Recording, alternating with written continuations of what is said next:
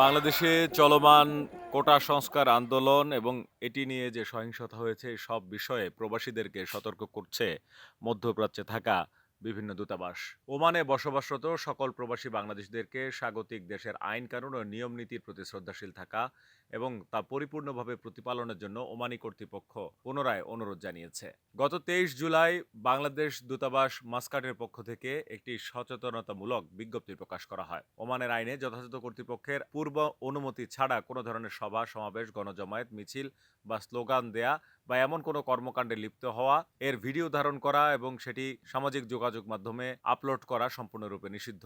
গুজব রটানো ও ভিত্তিহীন তথ্য প্রচার করা, রাস্তায় যান চলাচলে বিঘ্ন সৃষ্টি করা আইনত দণ্ডনীয়। এ ধরনের কর্মকাণ্ডে লিপ্ত হলে সংশ্লিষ্ট ব্যক্তির ভিসা বাতিল, জেল, জরিমানা, দেশে ফেরত পাঠানো, ভবিষ্যতে ওমানে প্রবেশের নিষেধাজ্ঞা সহ কঠোর শাস্তির সম্মুখীন হতে পারে। তাই প্রবাসী সকল ভাই বোনদেরকে এ ধরনের কর্মকাণ্ড থেকে বিরত থাকার জন্য অনুরোধ জানিয়েছে বাংলাদেশের দূতাবাস।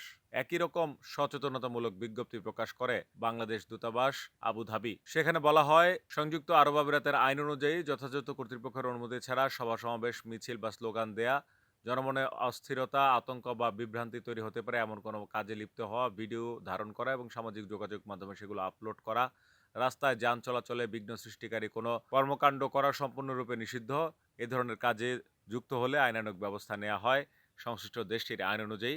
এই কারণে নিজ নিজ সহকর্মী, বন্ধুবান্ধব, পরিচিত প্রবাসী ভাই বোন সবাইকেই এ ধরনের কাজ থেকে যেন বিরত থাকেন, সেটিতে প্রবাসী ভাইয়েরা যেন কাজ করেন। দুবাইয়ে এমনটি অনুরোধ জানানো হয়েছে বাংলাদেশ দূতাবাস আবুধাবির পক্ষ থেকে। আকর্ষণীয় রেট ও দারুণ সব ডাটা বান্ডেল পেতে আজই ব্যবহার করুন ফ্রেন্ডলি সিম।